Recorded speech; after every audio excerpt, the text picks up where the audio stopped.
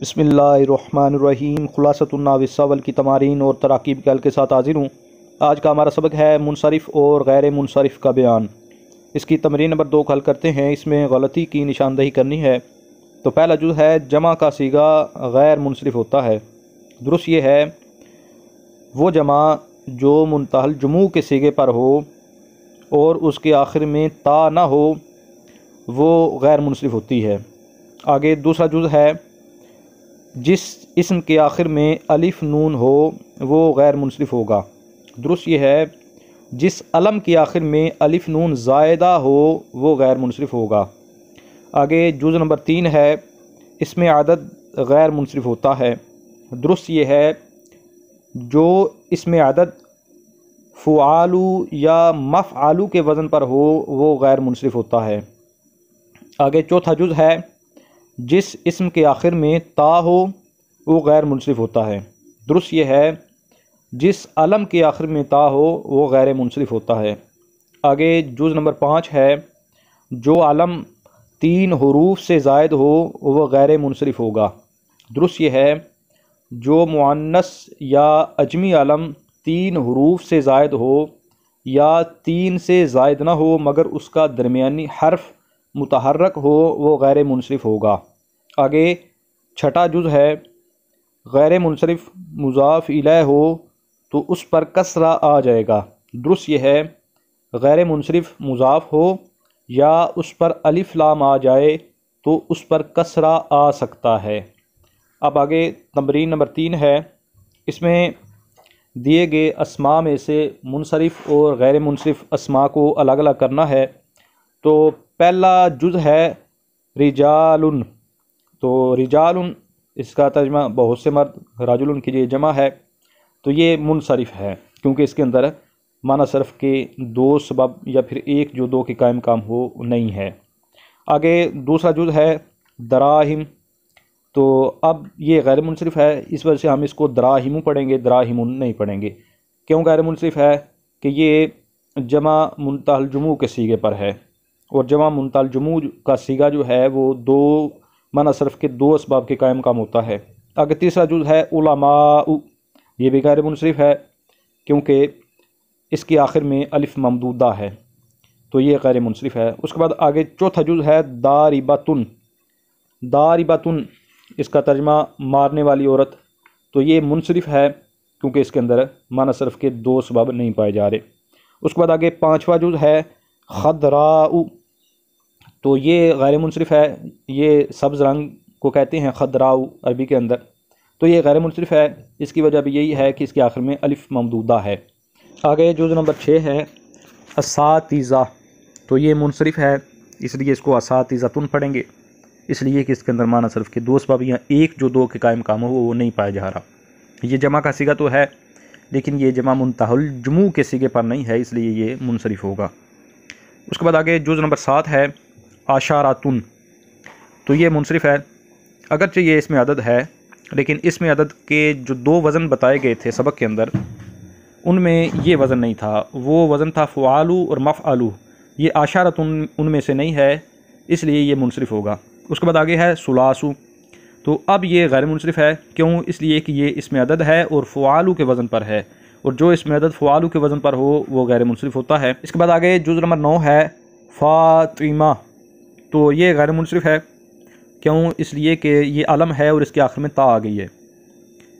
آگے جز نمبر 10 ہے محمد، تو یہ غیر منصرف نہیں ہے بلکہ منصرف ہے، اس لیے اس کو ہم پڑھیں گے محمدن، اس لیے کہ اس کے اندر 2 سبب نہیں ہے، ایک سبب تو ہے یہ علم ہے لیکن ساتھ دوسرا کوئی سبب نہیں ہے۔ اس کے بعد آگے جز نمبر 11 ہے ظفر، تو اب یہ غیر منصرف ہے، کیوں؟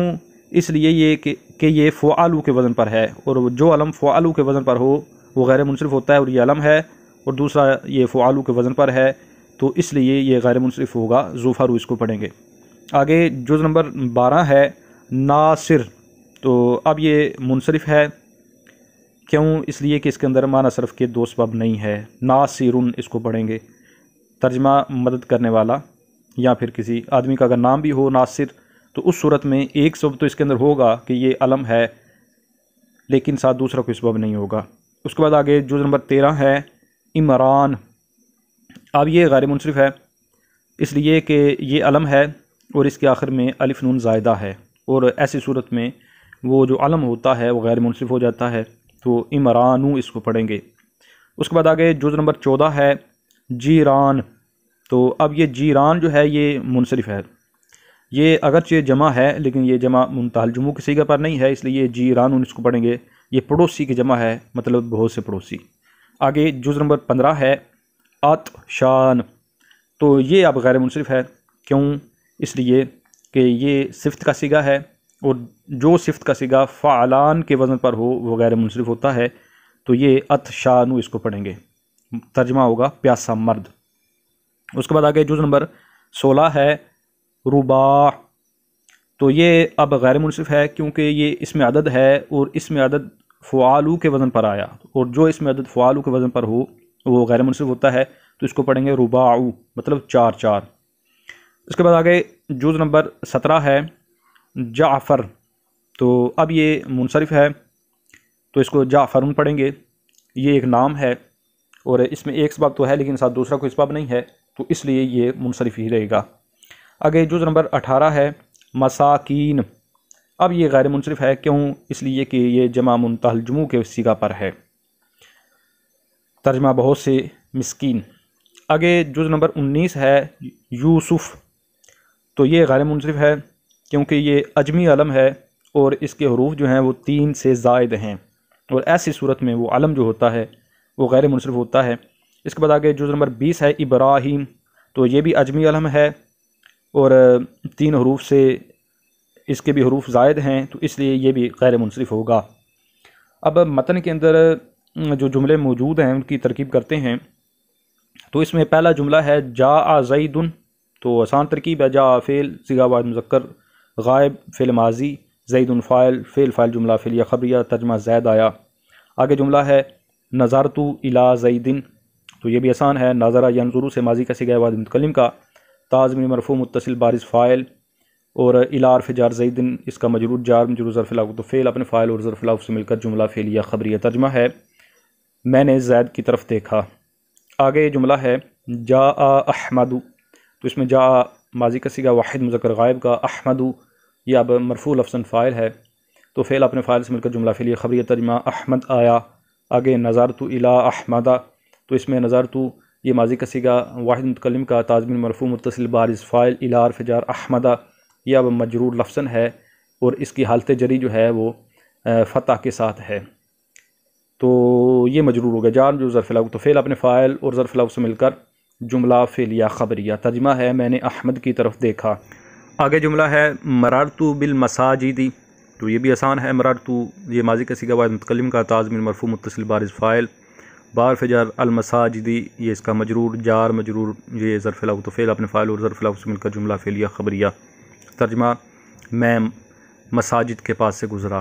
آگے مررت بمساجدکم۔